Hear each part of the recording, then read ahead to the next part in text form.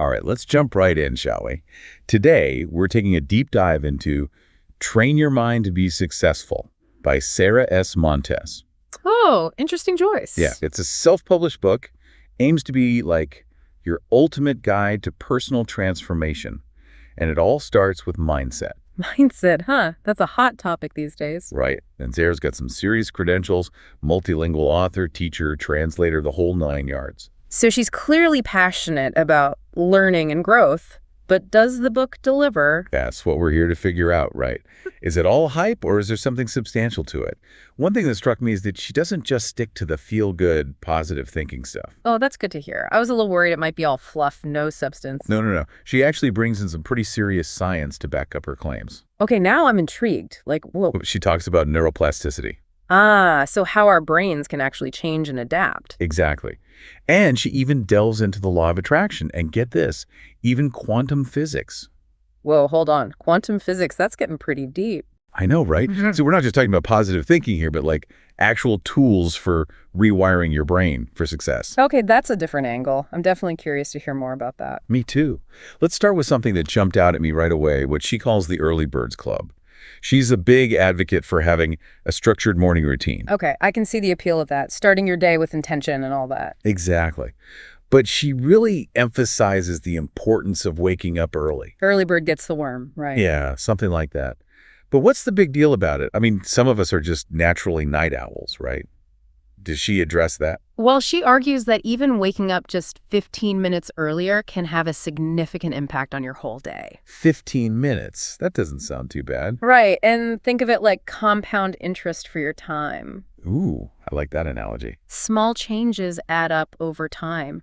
She even has this kind of quirky tip about counting backward from 5 to 1 to literally jump out of bed. Okay, that's a new one. Where did she get that from? She says it's borrowed from military training techniques. I don't know if it's true, but hey, whatever works, right? If it gets you out of bed, why not? Exactly. The point is to start the day with that proactive energy instead of hitting snooze and dragging yourself out of bed. I can definitely see how that sets the tone for the rest of the day. Totally. You're already in a proactive mindset instead of feeling like you're playing catch up from the moment you wake up. She also talks about starting your day with gratitude and hydration. Ah, the classic gratitude and water combo. Right. Is there any science behind that, or is it more about just feeling good? Well, a little of both, actually. Okay, tell me more. Studies have shown that expressing gratitude can have real effects on our brains. Interesting. Like, it actually boosts positive emotions. It can even improve sleep quality. Wow, so it's not just some woo-woo feel-good thing. Nope, it's backed by science. And as for hydration, well, that's just essential for every bodily function, right? Obviously. So starting your day well hydrated is like priming the engine for peak performance. Makes sense. You wouldn't expect a car to run smoothly without enough oil. Exactly. I do have a personal story about morning workouts. I used to be a total night owl, working late and sleeping in. Oh, same here. But then, I decided to try switching my workouts to the mornings. Honestly, it changed everything. I felt more energized, focused, even more creative throughout the day. Wow. So maybe Montes is onto something with this early birds club idea. Yeah, maybe so. It's not about forcing yourself into a mold that doesn't fit, but about finding what works best for you.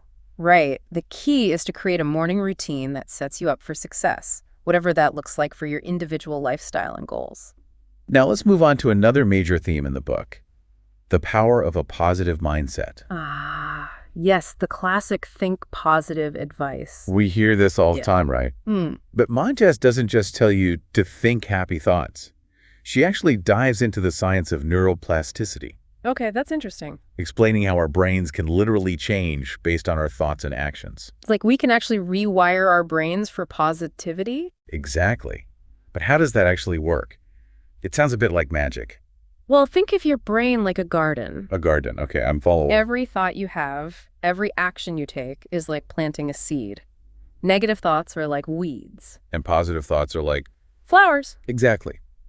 Neuroplasticity means that we can change the landscape of our brains by choosing which seeds we plant and nurture. So it's not about pretending everything is perfect or ignoring negative emotions. Right. It's about consciously choosing to focus on the positive, cultivating those flowers in our mental garden. Montes gives a specific exercise for this, right? Yeah. She suggests replacing negative words and phrases with positive ones. Both in your internal dialogue and out loud. Exactly. Like instead of saying, I'm so stressed, you could say, I'm feeling challenged, but I'm capable of handling It this. seems so simple. It might seem small, but the words we use have a powerful impact on our thoughts and emotions. It's like when you have that one coworker who's always complaining about everything. Their negativity can be so contagious. Oh, tell me about it. But then the opposite is also true, right?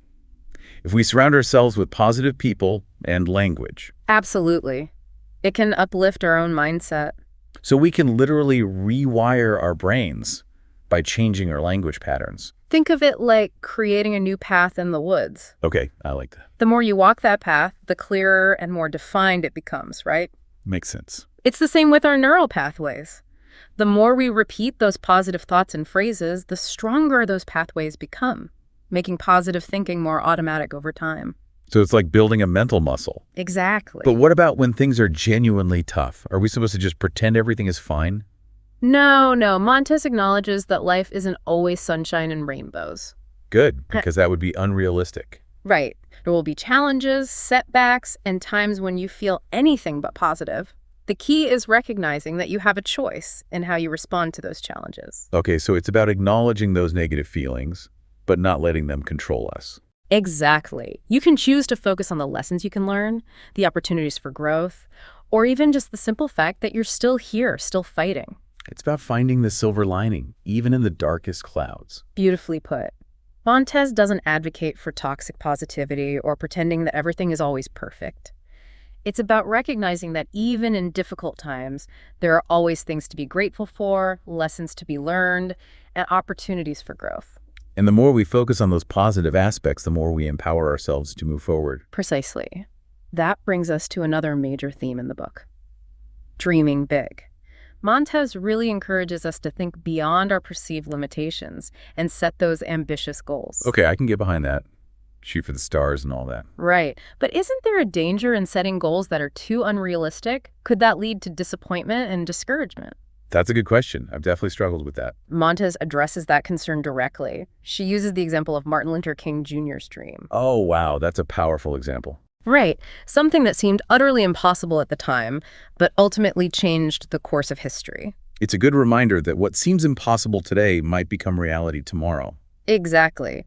And she argues that setting those ambitious goals, even if they seem outlandish, actually boosts our focus, discipline, and commitment. So it's not just about achieving the goal itself, but about the person we become in the process of striving for something bigger than ourselves. Beautifully said. And she also uses examples of everyday objects that were once someone's crazy idea, like airplanes or the internet. It's true, those things must have seemed impossible at some point. Right. It's a good reminder that innovation starts with a bold vision. Okay, so dream big, even if it seems crazy at first. Exactly. If we only set goals that feel safe and achievable, we're likely to stay stuck in our comfort zones and never reach our full potential. Dreaming big allows us to tap into our creativity, our resourcefulness, our resilience. And even if we don't achieve the exact goal we set out for, the journey itself can be transformative. I've heard that even the act of setting a goal, writing it down, and visualizing it can prime our brains for success. Oh, absolutely. Montes talks about the power of visualization, but she adds a really interesting twist to it. Oh, tell me more. She says it's not just about picturing the end result, the fancy car, the dream house, but about visualizing the steps and habits needed to get there. So it's not just about daydreaming about the destination, but about mentally rehearsing the journey itself. Exactly. It's like an athlete visualizing their performance before a big game. They don't just imagine themselves winning the trophy, they imagine every step of the game, every move they'll make. That makes sense. This mental rehearsal helps them to perform better when it matters most. And Montes is saying we can apply this same principle to achieving any goal. Precisely. I have to admit, I'm a big fan of vision boards. There's something about seeing those images of what I want to achieve that makes it feel more tangible and motivates me to take action. But I've never thought about visualizing the steps involved. That's a really interesting perspective. It can be really powerful. Okay, so we've talked about waking up early, cultivating a positive mindset, and dreaming big. Hitting all the key points so far. What's next on Montes's roadmap to success? Well, this is where things get a bit more esoteric. Montes dives into the law of attraction. Oh, here we go. I was wondering when we'd get to this. And she tries to ground it in something more than just wishful thinking. Okay, I'm listening. Yeah, Because I can be a bit skeptical about this whole law of attraction thing. I get it. She connects it to the realm of quantum physics, which I know can seem a bit out there. Quantum physics. Okay, this should be interesting. I'm more of a practical, down-to-earth kind of person. Don't worry, I'm not going to get too technical. Good, because I'm no physicist. Montes's basic premise is that everything is energy, including our thoughts. And according to quantum physics, energy attracts similar energy. Okay, I'm following so far. So if we're constantly focusing on negative thoughts and fears, we're likely to attract more negative experiences into our lives. Like attracts like, right? Exactly. But if we can shift our focus to those positive thoughts, beliefs, and expectations, Then we attract more positive experiences. precisely. Okay, I'm starting to see how this connects to the idea of a positive mindset. But how does quantum physics actually explain this? Think of it like a radio transmitter. Okay, I can visualize that. Your thoughts are like the signal you're sending out, and similar experiences are tuned in to the same frequency. So the stronger the signal, the more likely you are to attract those experiences. Exactly. The more intensely you focus on a particular thought or belief, the more likely you are to attract experiences that match that frequency. So if I'm constantly worrying about money, I'm essentially sending out a lack of money signal. Yeah. And that's what I'm going to attract more of. You got it. But the good news is you can change the channel. Okay, that's good to know. By consciously choosing to focus on thoughts of abundance, gratitude, and possibility, you can start to attract a different set of experiences. So it's not just wishful thinking. Well, some people might say that it is just coincidence or wishful thinking.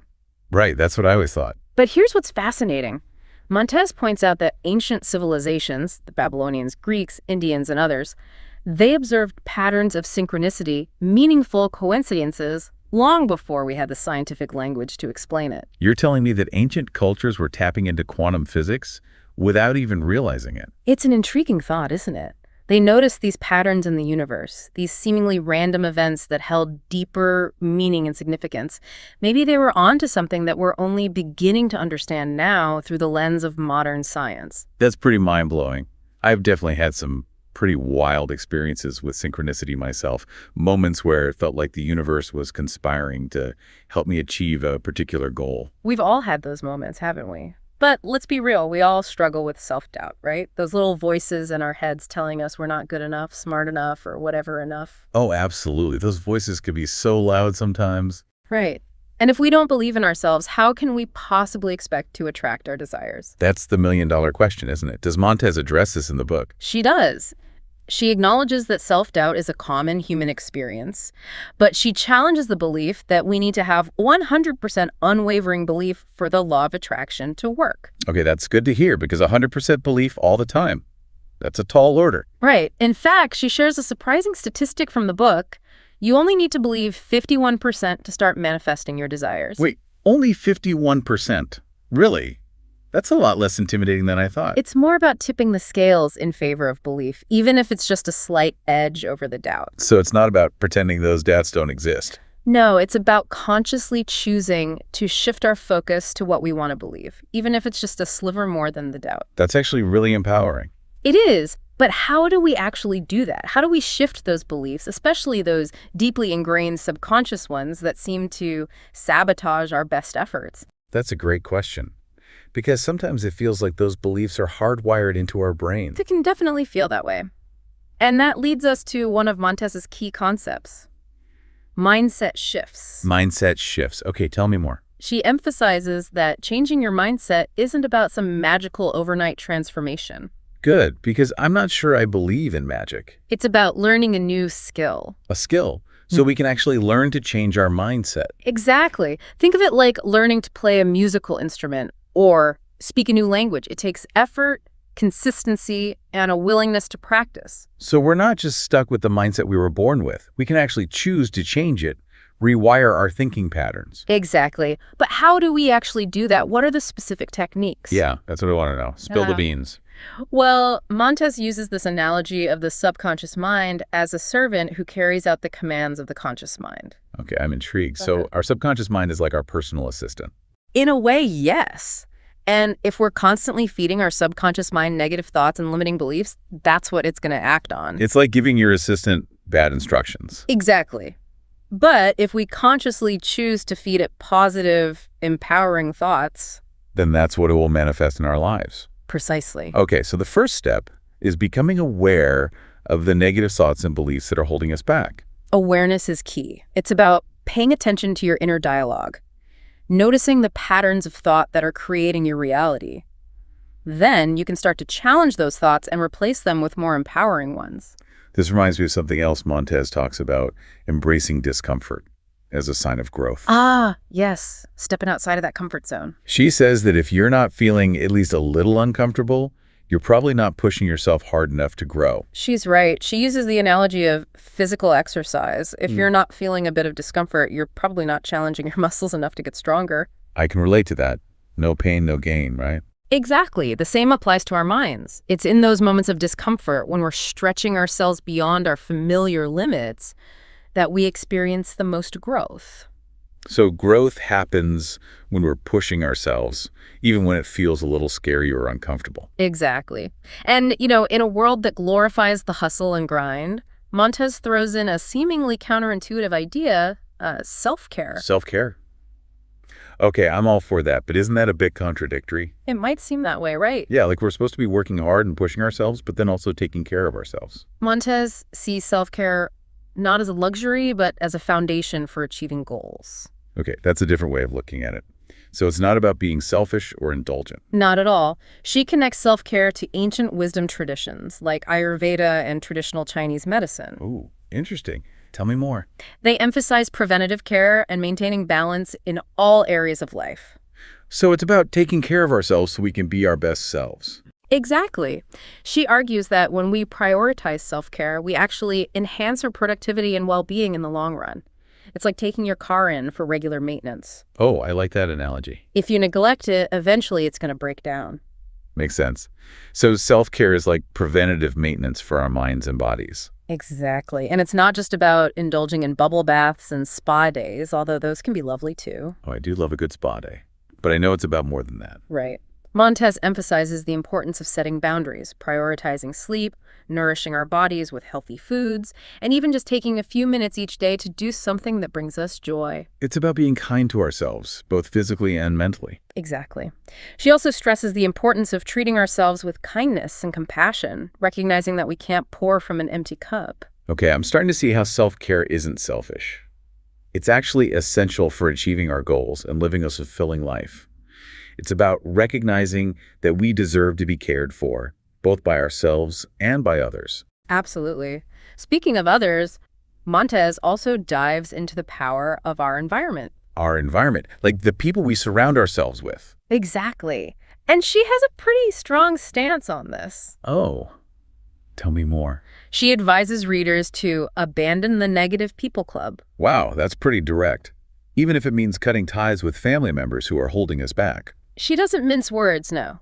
She explains the concept of social contagion, how positive or negative habits can spread within our social circles. It's like that saying, you are the average of the 5 people you spend the most time with. Exactly. Think about it. If you're constantly surrounded by people who are complaining, gossiping, or engaging in self-destructive behaviors... It can be tough to stay positive and focused on your goals. Exactly. But what about when those negative people are family members? It can be a really tricky situation. It is. Montes doesn't shy away from that, though. She says that sometimes, for the sake of our own well-being and growth, we need to make those difficult choices. It's about setting boundaries and creating healthy distance when needed. Even with family. Even with family. She emphasizes the importance of surrounding ourselves with people who uplift us, support our goals, and inspire us to be our best selves. So it's about choosing quality over quantity when it comes to our relationships. It's about creating an environment that nurtures our dreams and aspirations, rather than one that holds us back. I know from experience that this can be tough, especially when it involves people we've known for a long time or have close family ties with. But sometimes you have to prioritize your own growth and well-being. Absolutely. You have the power to choose your environment, your thoughts, your actions, and ultimately, you shape your own destiny. That's a powerful reminder, and it leads us nicely into the next section of the book, which is all about goal setting. But before we dive into that, let's take a quick break to refresh and reset. We'll be back soon to continue our deep dive into Train Your Mind to Be Successful with Sayra S. Montes. Okay, so we're back and ready to dig into goal setting with Sayra S. Montes. Everyone wants to achieve their dreams, but how do we actually make that happen? Does her book offer a magic formula? Well, no magic formulas, unfortunately. But she does lay out some pretty solid strategies, starting with the idea of taking those big dreams and turning them into concrete, actionable goals. I guess that makes sense, right? It's hard to hit a target you can't see. Exactly. And she starts with the classic SMART goals framework: specific, measurable, achievable, relevant, time-bound. Yeah, I've heard of that one. It's pretty popular in the productivity world, right? It's a classic for a reason. It works. But Montes goes beyond just setting SMART goals. She's a big believer in the power of writing things down, not just keeping them in your head. Oh, I can see how that would help. It's like it makes it more real somehow.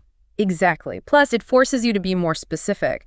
You can't just have a vague notion of being successful. You have to define what that looks like for you with concrete milestones and deadlines. Okay, so get clear on what you want, write it down, make it smart. Got it. But what about breaking it down into smaller steps? Sometimes my goals feel so huge and overwhelming, I don't even know where to start. Montes has you covered there too. She provides tons of examples of how to take a large goal and chunk it down into smaller, more manageable steps. That's a relief. Overwhelm is the ultimate productivity killer, in my experience. Totally. And when each step feels doable, it's way less intimidating to get started. It's like climbing a mountain. If you focus only on the summit, it can feel impossible. But if you break it down into base camps, each one feels like a victory. I love that analogy. It makes the whole process seem less daunting. But even with the best plan in place, sometimes I struggle with staying motivated. Procrastination is my biggest enemy. Any advice from Montes on how to beat that? She's all about consistent effort and perseverance. Her motto is, go hard or go home. She even quotes Kobe Bryant in the book. I can't relate to lazy people. We don't speak the same language. I don't understand you. I don't want to understand you. Whoa, okay, that's pretty intense. She doesn't sugarcoat things. Not at all. It's a powerful reminder that success requires dedication and consistent effort. But it's not just about willpower. She connects it back to the idea of neuroplasticity. Remember how we talked about the brain forming new pathways? Yeah, the mental garden analogy. Exactly. Those pathways get stronger with repetition. So the more consistently we act with our goals, the more ingrained those actions become, almost automatic. Okay, so building those habits is key. It's not just about one burst of effort. It's about making those positive actions part of our daily routine. Exactly. And the more we do it, the easier it becomes.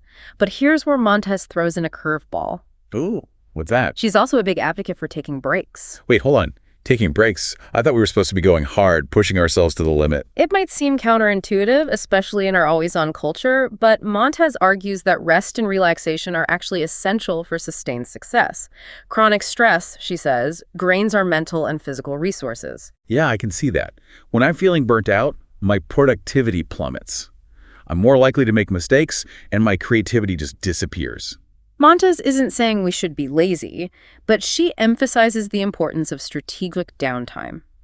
Give yourself permission to step away, recharge, and come back with fresh energy. So it's not about working less, it's about working smarter. Exactly. It's about finding that sustainable rhythm for your life, the balance between effort and rest that allows you to achieve your goals without sacrificing your well-being.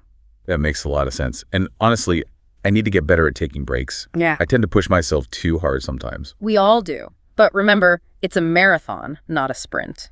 And before we move on to Montes's fascinating insights on abundance and prosperity, there's one final piece of advice from this section that I think is crucial. Okay, lay it on me.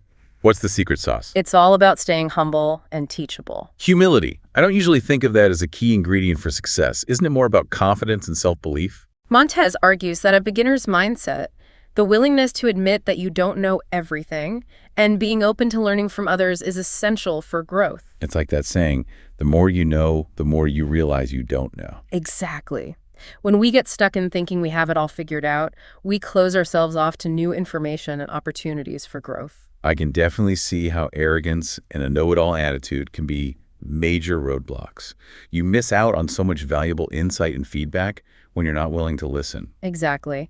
Montes challenges us to embrace lifelong learning, view every experience as a potential lesson, and let go of that need to be right all the time. I love that. It's about approaching life with curiosity and a willingness to grow no matter how much we think we already know. Beautifully said. And that open-minded, humble approach is what leads to true abundance, according to Montes. But we'll dive into that fascinating topic after a quick break. And we're back, diving into the final part of our exploration of Sayra S. Montes's Train Your Mind to Be Successful. We've covered a lot, but this is where it gets really interesting, I think, with her ideas about abundance and prosperity. Yeah, this is where Montes really goes beyond the typical self-help stuff. She's not just talking about making more money, although that's certainly part of it. Right, it's deeper than that, isn't it? Exactly. Yeah. For Montes, abundance is more of a state of mind than a specific dollar amount in your bank account. It's about recognizing what you already have, being grateful for it, Right. instead of always chasing after more. Precisely. She even talks about the origin of the word abundance. It comes from the Latin abundare, meaning to overflow. Ooh, I like that. So it's not about scarcity, it's about recognizing the overflow that already exists in our lives. That's a great way to put it. But of course, it's easier said than done, especially when it comes to money. Oh, absolutely. I think most of us struggle with that scarcity mindset on some level. We're always worried about not having enough, even if we're doing okay financially. It's so deeply ingrained in our culture, this fear of lack. Montes believes we can shift to an abundance mindset, but it takes work. So how do we do that? I mean, it's easy to say, think abundant thoughts, but those deep-seated beliefs about money can be hard to shake. She suggests a few things. First, just becoming aware of those limiting beliefs. What are those messages you're telling yourself about money? Oh man, where do I even begin? Money doesn't grow on trees. I can't afford that. Rich people are greedy. It's like a whole script running in the background. Right, those subconscious programs. Montes says we need to actively challenge those beliefs and replace them with more empowering ones. So instead of saying, I can't afford that, I should say, Maybe, how can I create the abundance to afford that? It's about shifting the focus from lack to possibility. okay, I like that. But it feels like those old beliefs are so ingrained. How do we actually change them? It takes consistent practice. Montes suggests things like gratitude journaling, really focusing on what you already have, and using affirmations to reprogram your thinking. So it's kind of like brainwashing yourself, but in a good way. Exactly. And she also talks about visualization, imagining yourself living a life of abundance. But there's one tip she offers that I found particularly interesting and maybe even a bit counterintuitive. Okay, I'm intrigued. Tell me more. She suggests giving money away, even small amounts, as a way to demonstrate trust in the universe's abundance. Wait, really? But if I'm already worried about not having enough, wouldn't giving money away just make things worse? It might seem that way logically, but Montes argues that it's about shifting your energy. Instead of clinging tightly to what you have, you're demonstrating faith that there's more than enough to go around. Okay, I can kind of see that. It's like saying to the universe, hey, I trust you to provide for me. Exactly. It's a way to step out of that scarcity mindset and into a more abundant way of being. That's pretty powerful. Right. So we're talking about mindset shifts, gratitude, visualization, and even giving. But what about taking action? Montes is all about putting in the work, right? Oh, absolutely. There's a quote she includes that really drives this home. From Kobe Bryant, actually. He says, I can't relate to lazy people. We don't speak the same language. I don't understand you. I don't want to understand you. Wow. Okay, she's not messing around. It's a good reminder that just wishing for things isn't enough. You have to get out there and make them happen. Right.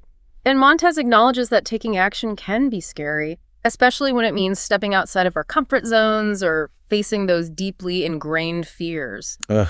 Fear is such a buzzkill. It stopped me from doing so many things I wanted to do. She talks about the intention-behavior gap, that space between what we intend to do and what we actually end up doing.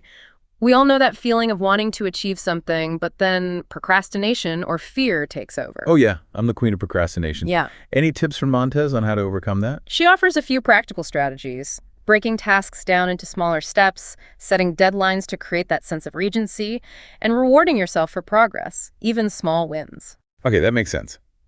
I'm much more likely to get started if something feels manageable. But what about accountability? I always thought telling people about my goals would help me stay on track. That's a common belief, but Montes suggests that sharing our goals too soon can actually backfire. Really? How so? She says that sometimes when we share our goals prematurely, it's like we get that sense of satisfaction just from talking about it, and then our motivation to actually do the work diminishes. It's like our brain tricks us into thinking we've already achieved the goal, so why bother putting in the effort? Exactly. And she also points out that sharing our goals can make us more vulnerable to self-doubt and negative feedback from others, which can really derail our efforts. So it's not about keeping our dreams a secret, but about being mindful of when and with whom we share them. Exactly. Find your trusted supporters, those who will encourage you and lift you up. Now, before we wrap up this deep dive, there's one more tool Montes champions that I want to touch on: journaling. Journaling. I've tried that on and off, but I never seem to stick with it. What's her take on why it's so beneficial? Montes sees journaling as a powerful tool for self-reflection, processing emotions, clarifying thoughts, setting intentions, and tracking progress toward your goals. She recommends making it a regular practice, even if it's just for a few minutes each day. I can see how getting those thoughts and feelings out of my head and onto paper could be helpful. It's like creating space in my mind. Exactly. And she also suggests using journaling as a gratitude practice, taking time each day to write down things you're thankful for. So it's not about writing a perfectly crafted diary entry. It's more about using journaling as a tool for self-discovery and personal growth. That's a great way to sum it up. It's your own personal space to be honest with yourself, explore your inner landscape, and work through challenges. Wow, this deep dive has been packed with insights. We've covered so much ground, from the power of our thoughts to the importance of taking action, prioritizing self-care, creating a supportive environment, setting smart goals, visualizing success, embracing abundance, overcoming procrastination, and even the simple but powerful practice of journaling. It's a lot to digest, but the core message is clear. We have far more power to shape our own reality than we often realize. Montes reminds us that we're not victims of our circumstances, but creators of our own lives. We have the power to choose our thoughts, beliefs, and actions, and ultimately to create the life we desire. It's about aligning our inner world with our outer world and taking consistent action to bridge that gap. It's a journey, not a destination. Embrace the process, learn from your experiences, and never stop growing. Well, I don't know about you, but I'm feeling inspired. Me too. This has been an incredible exploration of Train Your Mind to Be Successful. If you're ready to dive deeper, I highly recommend checking out the book yourself. And as we wrap up, I'd love to leave you with this question. What is one small step you can take today to start aligning your thoughts, beliefs, and actions with the success you desire? Let us know in the comments. We'd love to hear your insights and experiences. And thank you for joining us on this journey of exploration and growth.